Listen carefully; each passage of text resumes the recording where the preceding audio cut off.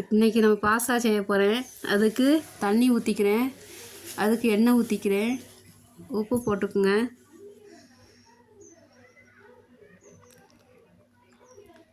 அது கூட பாஸ்தா சேர்த்துக்கலாம்.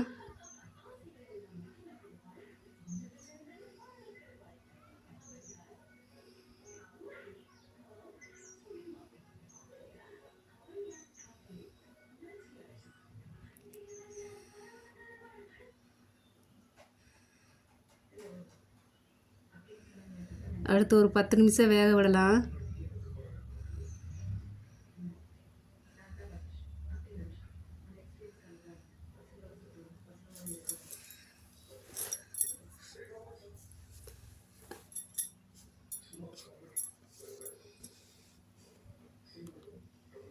பாஸ்தா வெந்துருச்சு.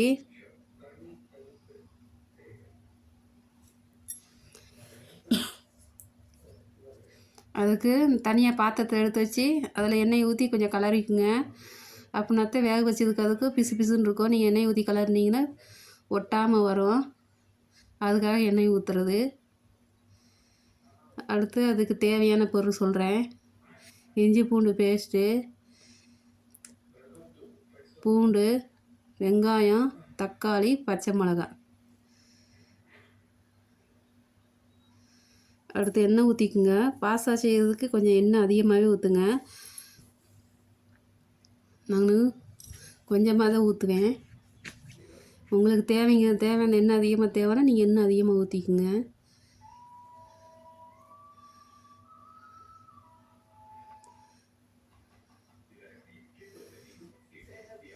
அதெல்லாம் பூண்டு போட்டுக்குங்க. நல்லா வதக்கிடலாம். அடுத்து பச்சை மிளகாய் போட்டுக்குங்க. அதையும் சேர்த்து வதக்கலாம்.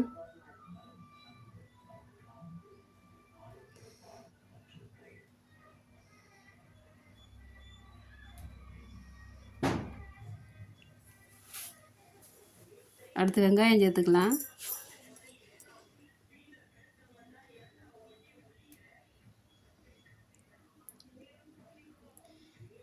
வெங்காயம் நல்லா வதங்கணும்.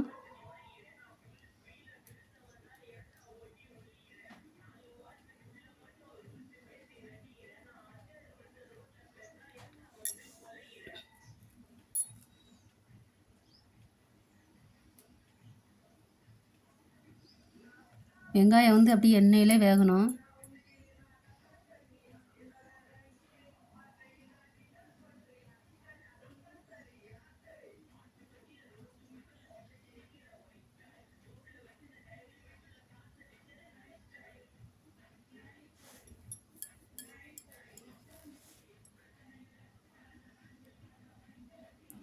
அடுத்து இஞ்சி பூண்டு பேஸ்ட் போட்டுக்குங்க.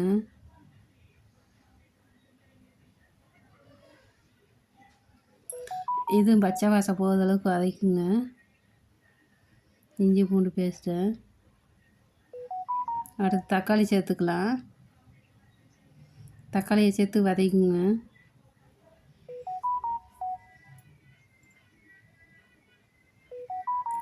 இது தக்காளி சின்ன சின்னதாக நறுக்கி வச்சுருக்கேன்.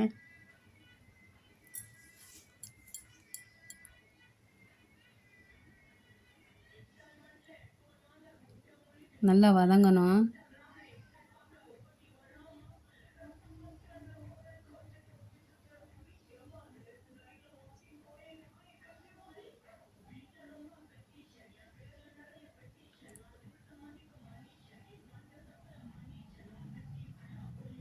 அடுத்து மஞ்சத்தூள் சேர்த்துக்கலாம்.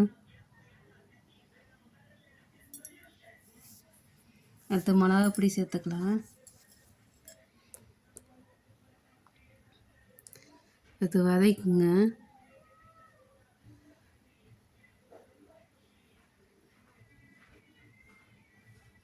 கொஞ்சம் தண்ணி சேர்த்துக்கலாம்.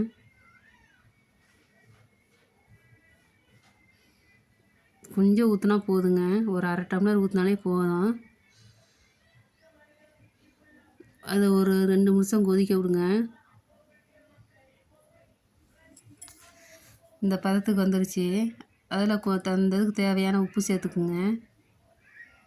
இந்த பதத்துக்கு வந்தோடனே உப்பு சேர்த்துக்குங்க.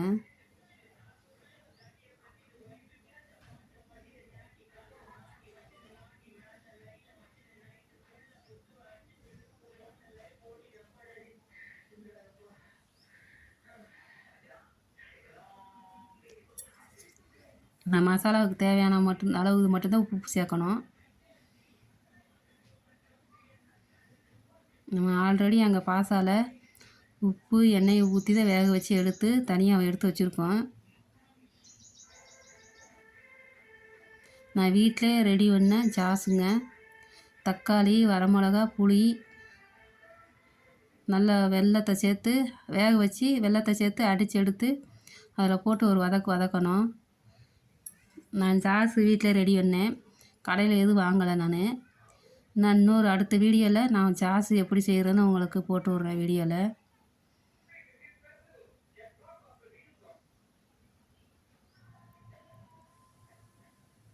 இப்போ அடுத்து நம்ம வேக வச்சு எடுத்துருக்க அந்த பாஸ்தாவை போட்டுடலாம். எப்படின்னு பாருங்க, ஒட்டாமல் அப்படியே தனித்தனியாக வருது பார்த்திங்களா எண்ணெய் ஊற்றியும். நீங்கள் எண்ணெய் போடாமல் இருந்தீங்கன்னா ஒட்டி ஒட்டி இருந்துக்கும். அடுத்து ஒரு வதக்கிடலாம்.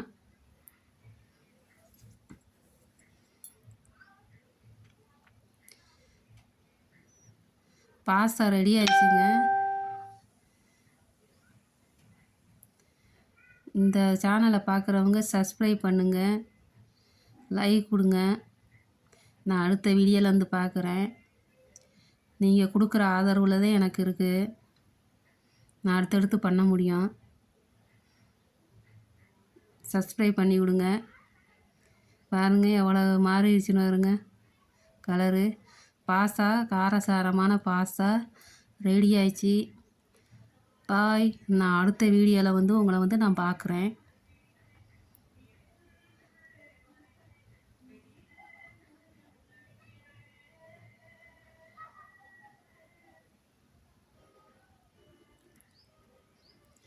பாஸ்தா ரெடி ஆயிடுச்சு. பாய்.